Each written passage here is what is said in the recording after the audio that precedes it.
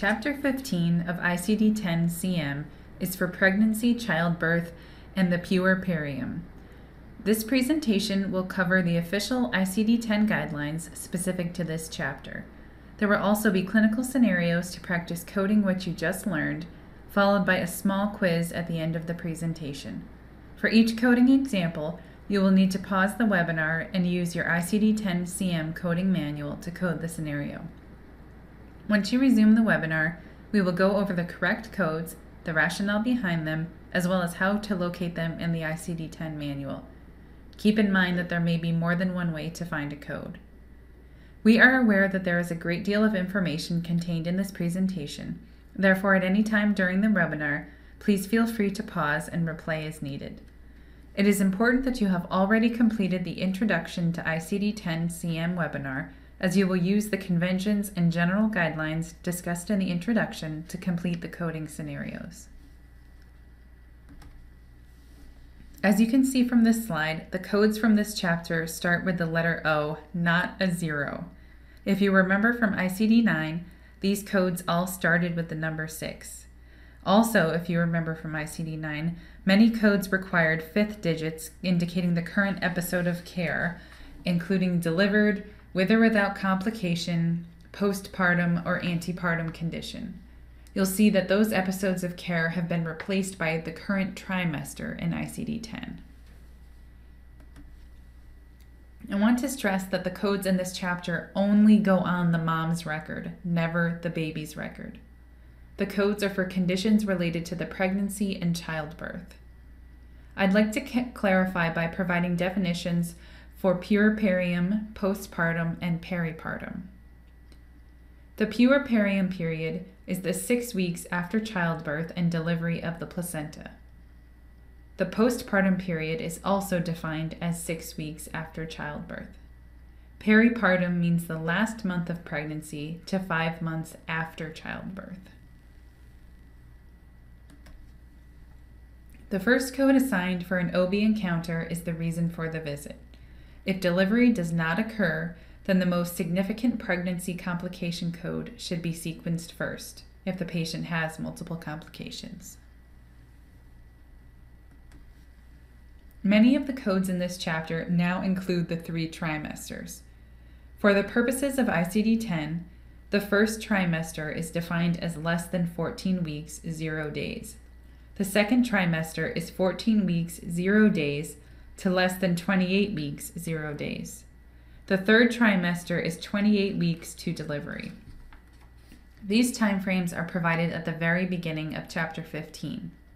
There is also an instructional note at the beginning of the chapter stating use additional code from category Z3A, weeks of gestation, to identify the specific week of the pregnancy.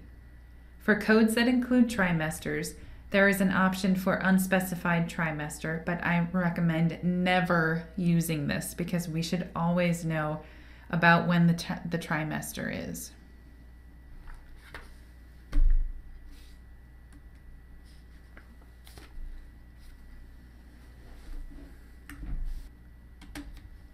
When a pregnant woman who is admitted to the hospital progresses from one trimester to the next, the guidelines state that if the complication occurred during the admission, meaning the patient did not present to the hospital with this complication, the trimester character is based on the trimester when the complication developed, not the trimester when the patient was discharged. For example, a patient at the end of her second trimester is admitted for vaginal hemorrhage, and after she is admitted, she tests positive for gestational diabetes while she is 27 weeks pregnant and is discharged when she's 28 weeks pregnant, meaning in her third trimester. The gestational diabetes is reported with the second trimester, since that's when the gestational diabetes was diagnosed. Similarly, if a complication develops prior to the current admission, then the trimester coded is for the trimester at the time of admission, even if the patient is discharged after the start of the next trimester. So for the patient admitted with vaginal hemorrhage at 27 weeks pregnant and discharged in her third trimester, The vaginal hemorrhage code would be for the second trimester, even though she was discharged during the third trimester. Time for a pop quiz. The first question is, what is the use of the X placeholder in subcategory 045.8? The second question is, what is the code or codes for spotting during pregnancy? Date of service is 9/5/13. Patient's last period was 5/5/13.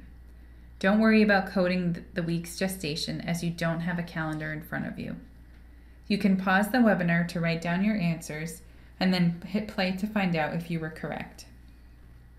The answer to the first question is the X placeholder is used in the 5th character position so that the appropriate trimester can be assigned in the 6th character position. So remember from the introduction that the X placeholder has 2 uses, and one of them is to hold that spot so that down the line the publishers of ICD-10 can add different digits in that X character spot and be more specific. The answer to the second question is 026.852, spotting complicating pregnancy, 2nd trimester. To find this code, you can go to spots, spotting in the alphabetic index, then find pregnancy indented below, which points to 026.85 with a checkbox next to it indicating that more characters are required. When we go to the tabular, 026.85 is for spotting complicating pregnancy, and you see that there are options for 1st, 2nd, 3rd, and unspecified trimester.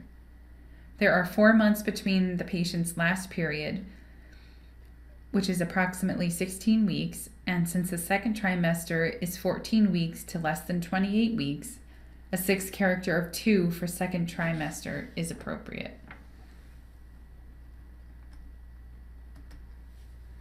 In some cases, it will be appropriate to indicate that a pregnancy is incidental to the current encounter.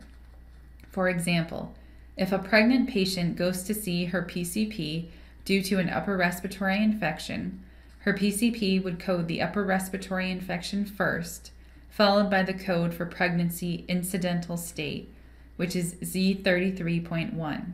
The provider should document that the condition being treated is not affecting the pregnancy. Normal, uncomplicated pregnancy is coded using category Z34 for encounter for supervision of normal pregnancy. This category is used for routine OB care with options for the current trimester as well as first or subsequent pregnancies.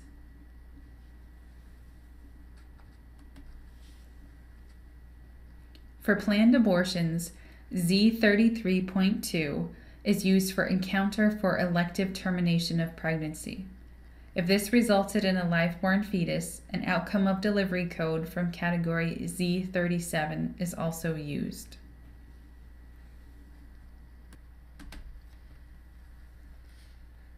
For instances where a spontaneous abortion or an elective abortion results in retained products of conception, the category to be used for spontaneous abortion is 003.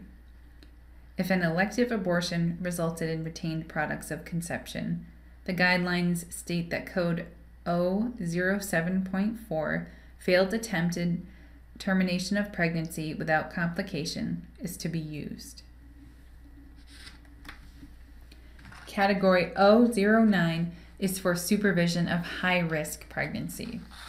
The guidelines state that for routine prenatal outpatient visits for patients with high-risk pregnancies, a code from this category should be used as the first listed diagnosis. It may be appropriate to also use another code from Chapter 15. Examples of high-risk pregnancies are females younger than age 16 or age 35 and older, or women who have had a history of infertility. Codes in categories 031, 032, 033, 035, 036, 040, and 041 require an addition of a 7th character indicating the fetus affected by the complication. For example, The code for polyhydramnios, which is category O40, requires a 7th character. A 7th character of 0 is for single gestations, and a 7th character 1 indicates that fetus 1 is affected by a complication in cases of multiple gestations. ICD-10 gives 7th character options for fetuses 1 through 5, and if there were more than 5 fetuses, then a 7th character of 9 would have to be used for other fetus. So if you have a twin pregnancy and fetus 2 is affected by a complication, you would report that complication code with a 7th character of 2, indicating that fetus 2 was affected. Now I'd like to try an example. Assessment plan states poor fetal growth, 2nd trimester, due to placental insufficiency, affecting fetus 2, dichorionic twin pregnancy. How would you code this? Please pause the webinar to complete this example and then hit play to continue and learn the answer. The first code is O36.5122, maternal care for known or suspected placental insufficiency, 2nd trimester, fetus 2. To find this code, you can start at insufficiency in the alphabetic index and then find placental with mother in parentheses, which points to O36.51 with a checkbox next to it indicating that more digits are required. When you go to the tabular, subcategory O36.51 is for maternal care for known or suspected placental insufficiency, with options for 1st, 2nd, 3rd, and unspecified trimesters. We know we need a 6th character of 2 because documentation states that this is the 2nd trimester. However, we're not done yet because the book indicates that a 7th character is also required. The box under category O36 gives us all our 7th character options for the fetus affected by the complication. As documentation states that fetus 2 is affected, a 7th character of 2 is appropriate. The next code is O30.042, twin pregnancy, dichorionic diamniotic, 2nd trimester. To find this code, you would go to pregnancy in the alphabetic index and then locate twin. Under twin, you would find dichorionic, which points to O30.04 with a checkbox next to it indicating that more digits are required. When you go to the tabular, subcategory O30.04 is for dichorionic diamniotic twin pregnancy with options for 1st, 2nd, 3rd, and unspecified trimesters. We know we need a 6th character of 2 because documentation states that this is the 2nd trimester. For encounters where a delivery occurs, the principal diagnosis should either be the code for an uncomplicated full-term delivery or correspond to the main complication of the delivery. Code O80 is used when there is no complication and the woman is admitted for a full-term normal delivery and vaginally delivers a single head-first healthy infant without any complications antepartum, during the delivery, or postpartum. This code is for a delivery requiring minimal or no assistance, with or without episiotomy, without fetal manipulation or instrumentation such as forceps, and without induction. This code is for use as a single diagnosis code and is not to be used with any other code from Chapter 15. The only other code that should accompany this code is from category Z37 for outcome of delivery. O80 can also be used if the patient had a complication at some point during the pregnancy, but the complication is no longer present at the time of the admission for delivery. Category Z37 is for outcome of delivery. A code from this category should be included on every maternal record where a delivery has occurred, but never on the baby's record. The codes are only to be used once, when the mother delivered in the hospital or birth center. If she delivered on the way to the hospital and then went to the hospital for care, code Z39.0 should be used for encounter for care and examination of mother immediately after delivery. This code is for uncomplicated cases. A code from category Z37 is to be used regardless if the mother who delivered in the hospital experienced complications. So let's try an example. A 28-year-old mother delivers a healthy baby girl at 40 weeks gestation in the birthing center of the hospital after 18 hours of labor.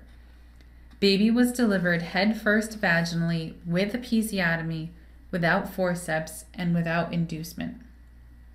How would you code this? Please pause the webinar to complete this example and then hit play to continue and learn the answer.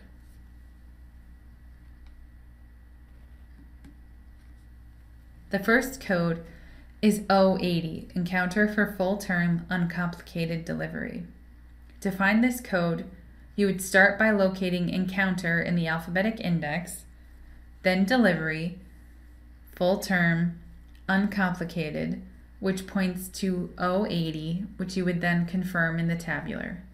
There is an instructional note in category O80, which states, use additional code to indicate outcome of delivery Z37.0.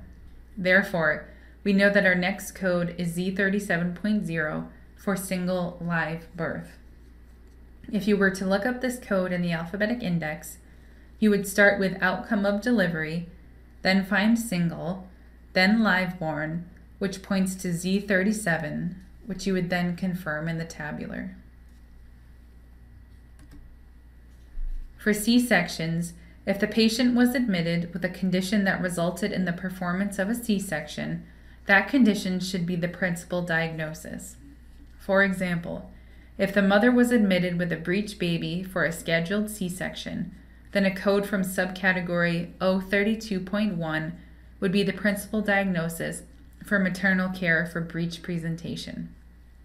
If, however, you had a mother who scheduled a C-section because her husband was in the military and about to be deployed, and she did not have any complications, then code O82 would be used for encounter for cesarean delivery without indication. This code is only for C-sections without complications. Otherwise, you're going to lead with your complication code. In both cases, a code from category Z37 is also required for outcome of delivery. Let's try a C-section example.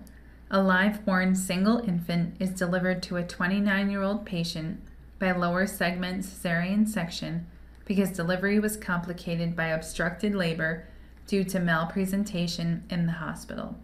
How would you code this? Please pause the webinar to complete this example and then hit play to continue and learn the answer.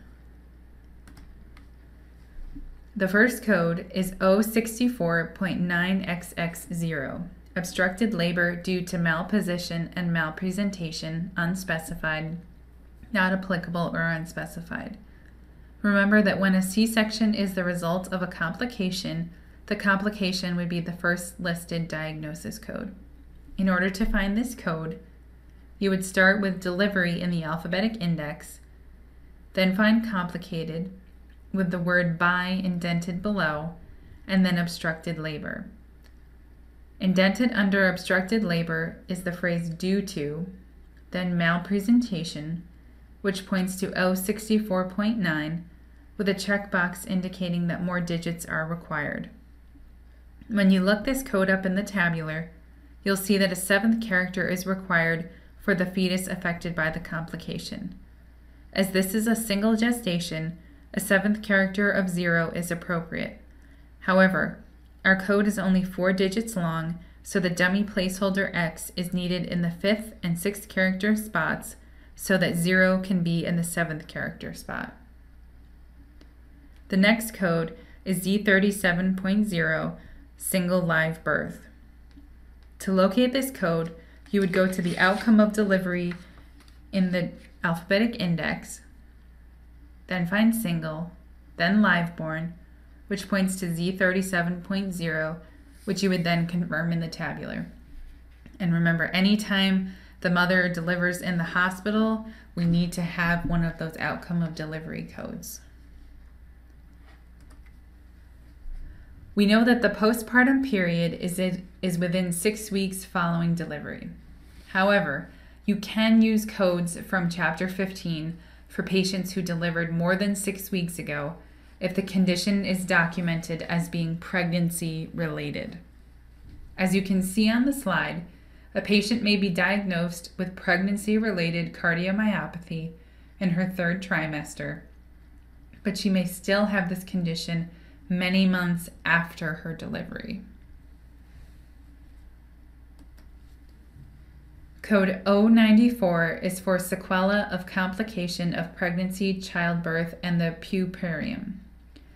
You would use this if an initial complication of a pregnancy develops of sequela requiring care or treatment at a future date. This date must be more than 6 weeks after delivery for 094 to be used. For example, if the patient suffered a spinal headache as the result of her epidural during labor and delivery, she may still be experiencing the spinal headache several months after delivery.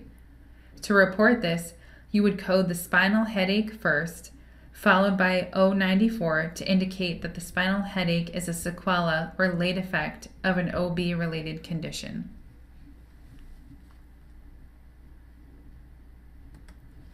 Let's try a sequela example. We have a 32-year-old patient diagnosed with painful scarring due to an old 2nd-degree perennial laceration that she suffered during her last pregnancy 2 years ago. How would you code this? Please pause the webinar to complete this example and then hit play to continue and learn the answer. The first code is for the late effect, which is L90.5, scar conditions and fibrosis of skin. As documentation states that the patient has painful scarring, you would go to scarring in the alphabetic index, then painful, which points to L90.5, which you would then confirm in the tabular. The next code is 094, sequela of complication of pregnancy, childbirth, and the puerperium. This indicates that the painful scarring is the result of an OB complication. To find this code, you would go to sequela in the alphabetic index, then find childbirth, which points to 094, which you would then confirm in the tabular. For patients who are pregnant or recently had a baby and are HIV positive, you will need at least 2 codes for the encounter, as the ICD-10 guidelines state that during pregnancy, childbirth, or the puerperium, a patient admitted or presenting for a health-related encounter because of an HIV-related illness should receive a principal diagnosis code from some category 098.7, which is HIV complicating pregnancy, childbirth, and the puerperium, followed by B20 for the HIV-related illness.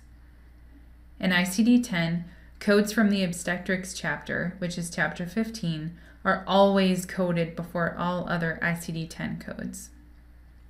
If the patient has asymptomatic HIV status, you would use a code from subcategory 098.7 and Z21 for asymptomatic HIV status. Now I'd like to try some examples to practice everything that we've learned in this chapter. First, we have an obstetrician who sees a pregnant woman at 28 weeks gestation for persistent pain in her left ear that started 3 weeks ago and has gotten progressively worse. The obstetrician examines the patient, determines that she has acute serous otitis media in both ears, and places her on appropriate medication therapy. The otitis media is not related to her pregnancy. How would you code this? Please pause the webinar to complete this example and then hit play to continue and learn the answer. The first code is H65.03, bilateral acute serous otitis media. You would start at otitis in the alphabetic index, then locate serous indented below. Next to serous is a note which states, see otitis media non-suppurative. After locating non-suppurative indented below otitis media, there is a heading for acute, then indented below this is serous, which points to H65.0, with a checkbox next to it indicating more digits are required. After finding H65.0 in the tabular, we see that the code for bilateral, as both ears are affected, is H65.03. The second code is Z33.1, pregnancy incidental. To find this code, you would go to pregnancy in the alphabetic index and then find the phrase incidental finding, which points to Z33.1, which you would then confirm in the tabular. Since the reason for the visit is the ear pain, this should be coded before the Z code for incidental pregnancy. Remember that although Chapter 15 codes take sequencing priority over other chapters, we do not have a code from Chapter 15 for this encounter. For the next example, we have a 27-year-old female presenting today for an initial obstetrics exam. This is her second pregnancy. She is approximately 5 weeks pregnant. After a comprehensive history and physical examination, Pap smear is submitted for manual screening. CBC is ordered. The patient is prescribed prenatal vitamins and will return in 4 weeks for follow-up. How would you code this? Please pause the webinar to complete this example and then hit play to continue and learn the answer.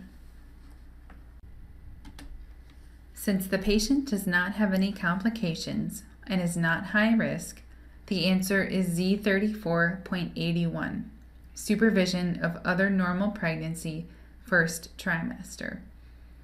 To code this, you would start at pregnancy in the alphabetic index, then locate the phrase supervision of. From there, you would go to normal, then specified NEC, as this is a second pregnancy. This points to Z34.8, with a checkbox indicating that more digits are required. When we go to subcategory Z34.8 in the tabular, our choices are first, second, third, and unspecified trimester. As the patient is 5 weeks pregnant, a fifth character of 1 for first trimester is appropriate. It is not necessary to use another code for weeks gestation, as that coding instruction is in Chapter 15, and we are not using a Chapter 15 code. For the next example, we have a 30-year-old patient in her first trimester of gestation who suffers an incomplete spontaneous abortion, which is a miscarriage. It is determined that the miscarriage occurred because of numerous uterine fibroids. How would you code this? Please pause the webinar to complete this example and then hit play to continue and learn the answer. The first code is O03.4, incomplete spontaneous abortion without complication. To code this, you would start at abortion in the alphabetic index, then locate incomplete with spontaneous in parentheses. This points to O03.4, which you would then confirm in the tabular. This code is appropriate because documentation does not indicate that a complication occurred after she miscarried. However, a complication did cause the miscarriage, and that was uterine fibroids. Therefore, the second code is O34.11, maternal care for benign tumor of corpus uteri, first trimester. To code this, you would go to pregnancy in the alphabetic index and then locate complicated by. Now look for fibroid with uterus in parentheses. This points to O34.1 with a checkbox indicating that more digits are required. When we go to subcategory O34.1 in the tabular, our choices are first, second, third, and unspecified trimester. Documentation states that the patient is in her first trimester, therefore a fifth character of 1 for first trimester is appropriate. For the next example, we have a patient with a history of infertility being seen by a new OBGYN.